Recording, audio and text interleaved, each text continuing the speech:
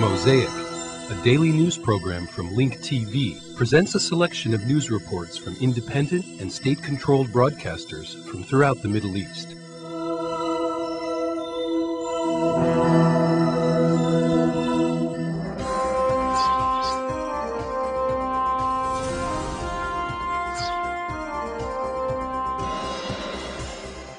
A Palestinian teenager blew himself up in an open-air market in Tel Aviv, killing himself and at least 3 people and wounding 35 others. The Popular Front for the Liberation of Palestine claimed responsibility for the blast in Carmel Market. The suicide attack came as Israel's parliament debated another part of Prime Minister Ariel Sharon's plan to pull out of occupied Gaza in 2005. Palestinian leader Yasser Arafat, under medical treatment in Paris, and his Prime Minister Ahmed al-Quraysh both condemned the suicide bombing and called on both Palestinians and Israelis to avoid killing civilians. Meanwhile, 4 Palestinians, including a 13-year-old Palestinian boy, were killed by Israeli soldiers in Nablus area in the West Bank.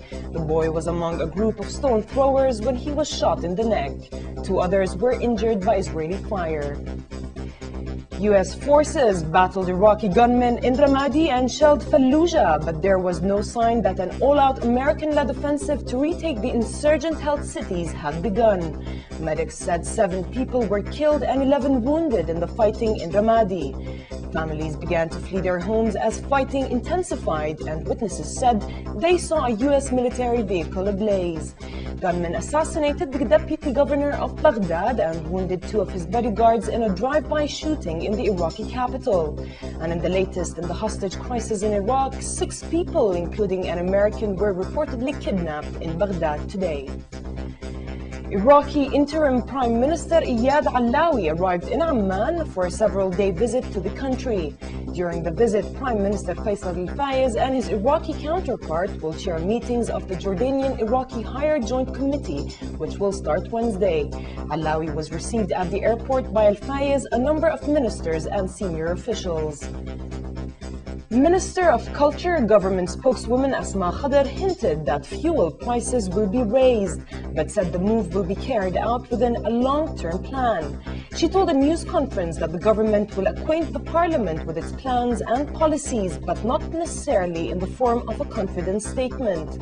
Director General of the Public Statistics Department, Hussein Shakhatreh, who joined Khadr in the presser, said the latest census showed that the country's population reached about 5,290,000, including expatriates and their families.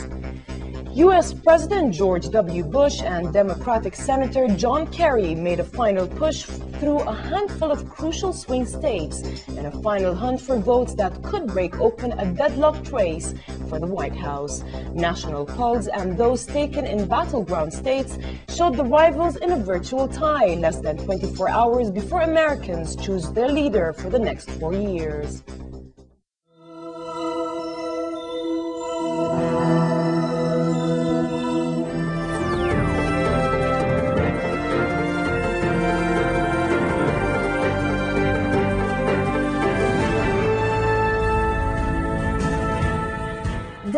The Palestinian Authority denounced the martyrdom attack in Tel Aviv's central market, killing 3 Israelis and wounding about 32 others.